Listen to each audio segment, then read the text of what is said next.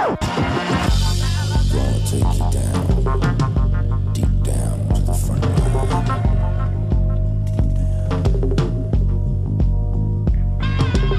You woke up this morning, got yourself a gun. Hi everybody, this is Mzbomey and I'm in the kitchen, and today I'm going to attempt, yes that is the key word, attempt to make cabbage rolls. I am going to be using my aunt's recipe. Hi Auntie R. So this is the first time that I've actually used her recipe, because most of the times I've usually either watched or came in when the final product was done, just in time to give them a try and eat some. So this is going to be quite a lengthy video, I think. So I'm going to try to cut it down as much as I possibly can, because I don't know about you, but I know like my attention span isn't like the greatest sometimes, so I'll do the best that I can, So we're going to start off with one nice big head of cabbage here, okay? You're going to need a big pot of water because you're going to need to boil this. And then also on my stove over here, I've got my rice going that I'm cooking for 15 to 20 minutes. If you want, you can choose to use like the instant rice, like the Uncle Ben's rice, or some rice like that if you want instead. Use that. Trying to think if there's anything else as far as rice goes. I don't think so. So what I did was, bought this at the farmer's market. Getting the water going, and you're going to need to remove this core butt, whatever the proper terminology is for a head of cabbage, which I'm not quite sure, but I'm sure somebody will tell me. Core. Just feels better saying that than I'm watching you remove its butt. Well, I guess there's worse things that have been said out there on YouTube. Okay, so you're just gonna chop around this as much as you possibly can to get this out. And then what you're gonna do is pop this in the water, boil this for about 10-15 minutes, and then once that's done, we'll come back and I'll show you the rest of the preparation. Okay, just to let you know too, when you're putting the cabbage into the water, make sure to put that core side that you just took out, that down, okay, when you put it into your pot. And then also if you're cooking rice like I am, make sure to remove it from the heat and let it cool down. And then when we come back, hopefully by that point in time the cabbage will be boiled, the rice will be cooled, and then we could go ahead and do the next step. So back in a minute once again. Okay, I'm back, and as you can see, my cabbage is here boiling away, and this is under medium heat or so. And I'm getting ready to take this out of the pot. My rice, by the way, is done, so I just put that in a bowl for right now. I'm gonna have kitchen bits take this out for me. I'll put it into the pan. Yeah, I know, right? How's this coming out? Make sure you can find some pretty good utensils to get the out of here. Well, out of the pot anyway. Okay. That's a big head of cabbage. Drain as much water out of it as you possibly can before putting it right into the pan. I'm going to turn this off, and you probably want to kind of put your water aside because you probably will use that again. Yeah, I know, he stabbed one of the leaves, but... I just pour it in a glass and drink it. Oh, really? Come on now. I'm going to put this over here on the side. You need to turn this over upside down. Do I got the cabbage, bitch? Yes.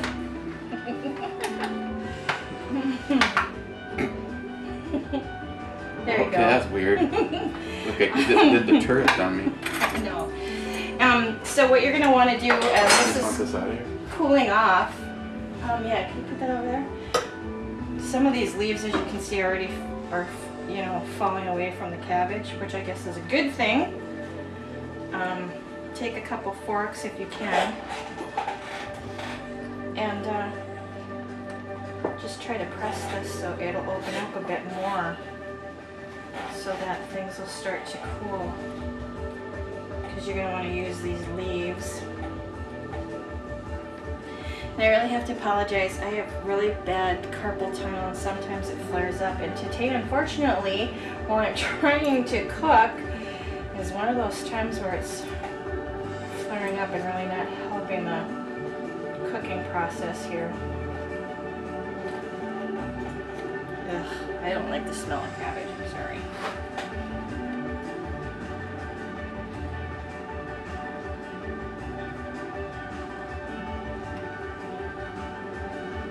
Kind of try to press this open as much as I possibly can and let that continue to cool. So I'm just going to kind of put this aside for right now to cool. And there's my timer. Then the next step that you want to do is get a pan, because you're going to need to saute some onion and garlic. And at this point, if you want, you can also add some mushrooms. I choose not to, but you know, if you want something a little bit more for taste and filling, knock yourself out, boys and girls. I'm going to put some olive oil in here. Start getting my pan heated up. You can use butter if you choose to, if you want more flavor, a little bit more fat content to it, which would be the butter. What I'm going to do is take a couple minutes to saute the onions and the garlic, and come back and proceed with the next step. I told you I was going to have to come back and come back multiple times, so hopefully you'll stick with me through all this. Okay, so I'll see you in just a minute. Okay, I'm back, and as you can see, I've got sauteed my onions and garlic. And what I'm going to do is take this and put it in a bowl to cool.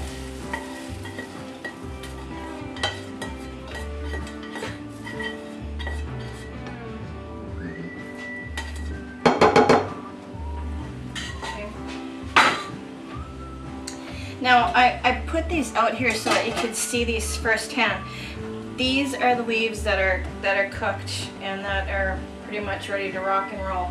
I had to put part of the cabbage back in there, and that's why I said save the water, because you don't want it looking like this, because that's not completely cooked. So that was my example for today. Good thing JD's not here. He'd probably try to smoke them. Wait, see if I can roll that for you, JD. JD. Teasing, teasing.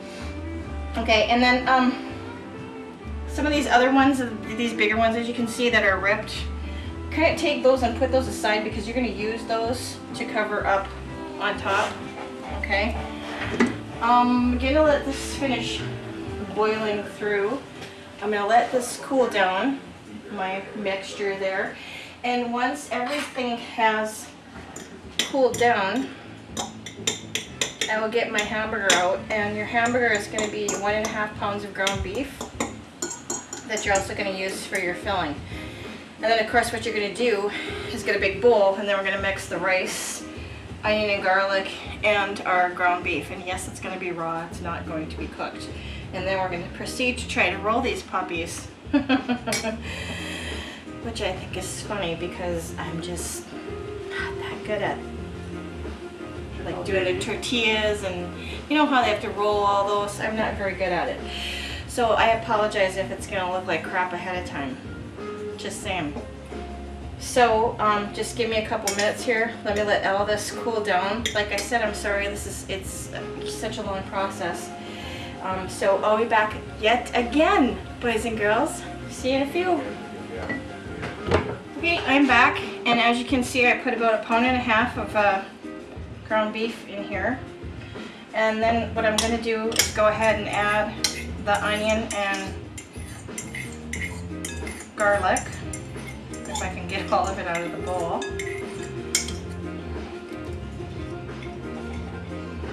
wants to stick. There we go. And then we're going to add our rice mixture. And this is basically it for the filling for your cabbage rolls.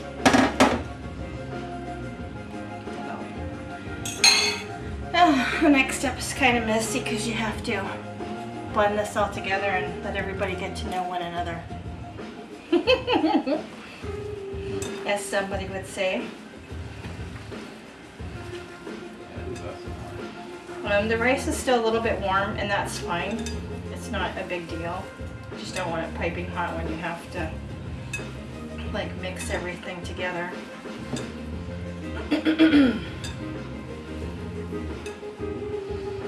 Gosh, I'm just being so messy at this. Holy crap piles.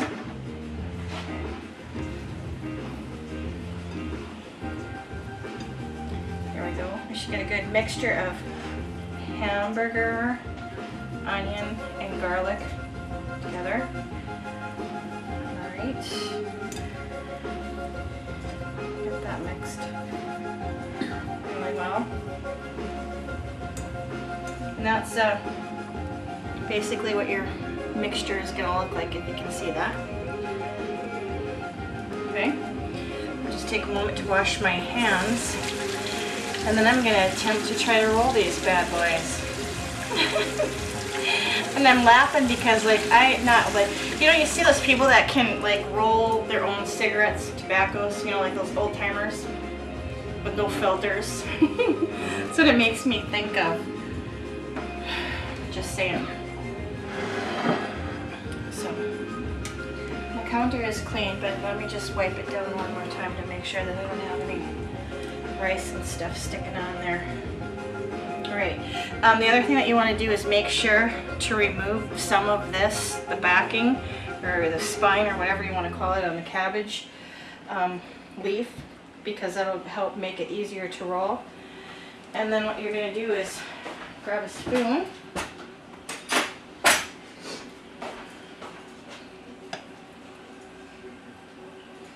And go ahead and put some of this filling in here. Whoops. And I think my aunt used to just kind of eyeball like how much should go in there. So I'm assuming that it's probably doing okay there. Alright. Here we go. And then what you're going to do is go ahead and just now try to roll this up. Which I'm going to say I'm not very good at. And I know you want to get this nice and tight, or as tight as possible. Right? And then you want to take your ends and fold those in as well. Okay. And then just continue to keep rolling. And then you're going to take this and put it in your pan, your greased pan, which mine isn't at the moment. But we'll just pretend for the sake of pretending. And then go ahead and place that in there. You could actually cut the leaves down to make them much more smaller and manageable if you want. It's just personal preference on, excuse me, on what you want to do. So I'm going to go ahead and try to attempt this a couple more times and see how we get this done here. And I guess you're just going to have to eyeball how much you can put into these cabbage leaves. Alright, get the mixture as close to the end as possible. Wet my fingers there, some of it was sticking. And we'll go again. We'll roll, and we'll fold, and we'll keep rolling, nice and tight. And there you go, number 2. Do a couple more, because I've got like 2 left. Fast forward through this if I could. Oh wait, that might be the power of magic.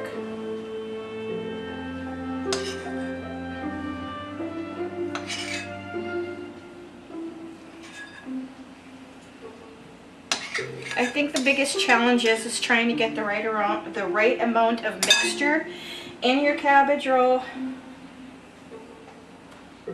so that it's not too much and it's not too little.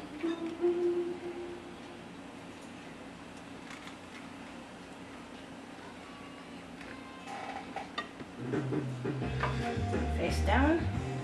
One more to go. And like I said, I still have some more that's boiling, and I'm going to go ahead and repeat this process over and over again, but we don't need to be repetitive about this.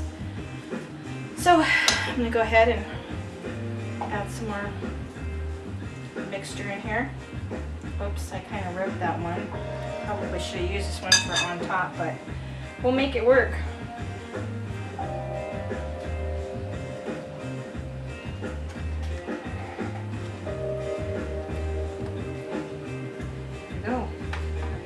Okay, well, you get the general idea. I hope that this helps you. And before I go, I'll be back in just a minute. Before I go, I want to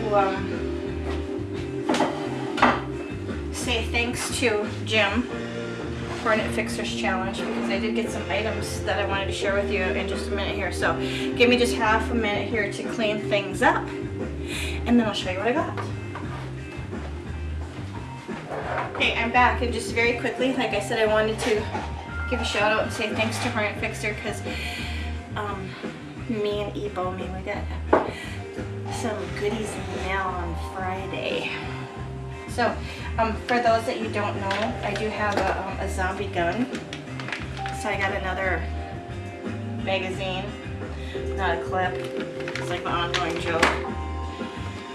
I also got these, which I think are fabulous, but I don't think they're going to fit on my, what is it called? My gun? Hey, Mo rail is Rail? That's made to go on one like mine. Yeah, well, you're not stealing them. Wow. So I got those. And then the other thing that I got for my gun that I thought was pretty dang cool was a zombie. Yeah, it's like Gumby. Gumby and zombies. Zombie. I made up my own word. Anyways, I got a zombie gun cleaning system too, which I think is pretty cool if you can see that. So that was my gun related items. And the last thing that I got is a t-shirt. And I don't know if you can see this, but I think this is pretty damn awesome. And I just want to say thanks, Jim. And of course, I stole a pen, but you can see his, I hope, logo on there.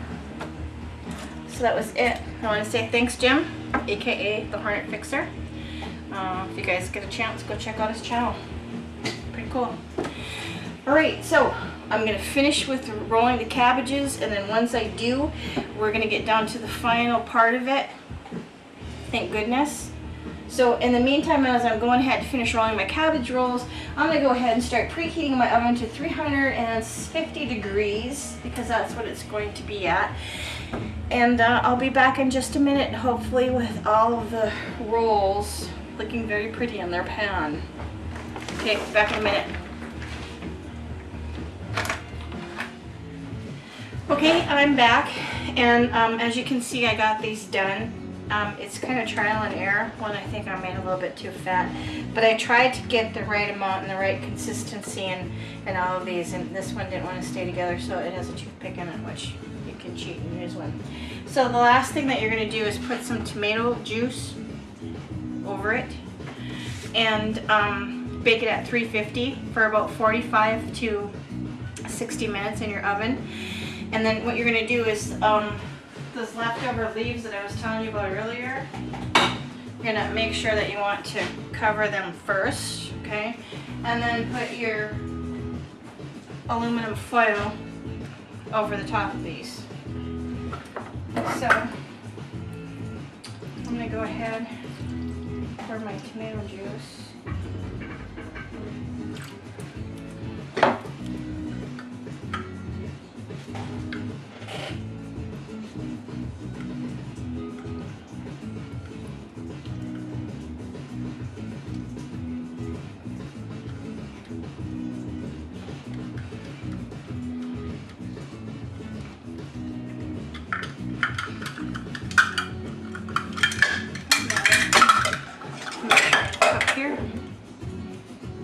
and loud and noisy.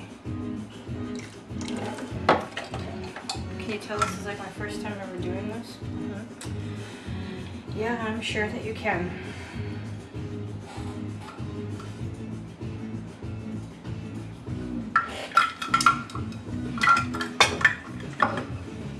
Put those to the side. I'm just going to add just a splash more, just because this pan is so big. I got the right consistency in there. There we go. Alright, so that's basically it. I'm going to go ahead and put on my leaves, get my wrap on there, put my aluminum foil wrap on there, put it in the oven for 45 to 60 minutes, depending on how long it's going to take to bake in your oven, because everybody's oven's a little bit different temperature-wise.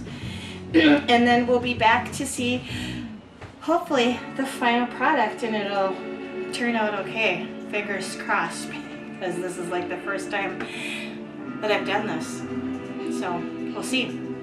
Alright, so I'll be back in a little while and show you the finished product. Okay everybody, I'm back, which seemed like it took forever. Okay, maybe not on camera, but in the kitchen, yeah. So what I did was I just took the tin foil off, and as you can see, I have the cabbage leaves still covering these. So what I'm going to do is move my plate a little bit closer, and I'm going to take these off. And what you want to do is let these rest in the pan for 30 minutes. And I know you can see that this is like a little bit darker on this side than this side. My pan wasn't quite even, and so I don't think the juice got on there evenly.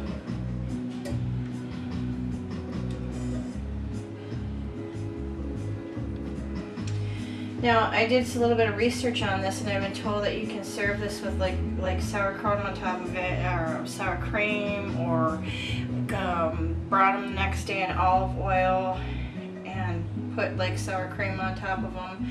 I guess there's different variations of how to go ahead and top these off as far as, you know, what you want. So basically, I think you could top them off any way that you wanted to. As you probably can see over here, I have some spaghetti sauce going, so I'm going to use a little bit of spaghetti sauce to top this off. But I'm just going to let these rest right now for a few minutes, and then once that's done, then Kitchen Bitch will go ahead and give one a taste test. But that's basically what they look like done. And let me just, pardon me, grab a plate here. See if I can scoop one out even though they're still pretty warm.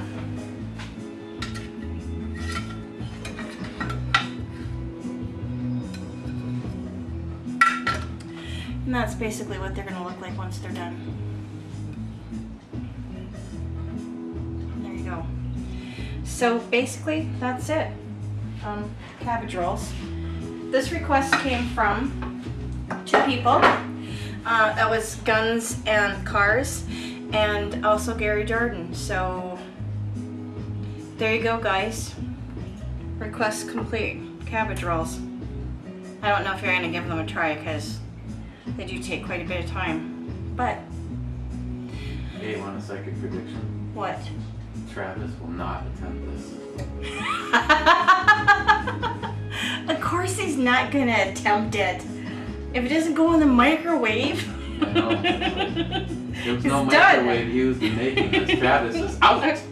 Out. So with that being said, I just wanted to wish everybody a happy and safe Halloween for all you little goblins and ghouls and ghosts and whatnot. And I'll be back in the kitchen again, I'm sure, with some other concoction. Next time I hope it'll be a little bit easier recipe than the cabbage rolls. And as for the rest of the people, Auntie R and Chris, I hope that I did good. Just saying. So, until next time, this is Mzbomey saying good night, good eats, wherever you are.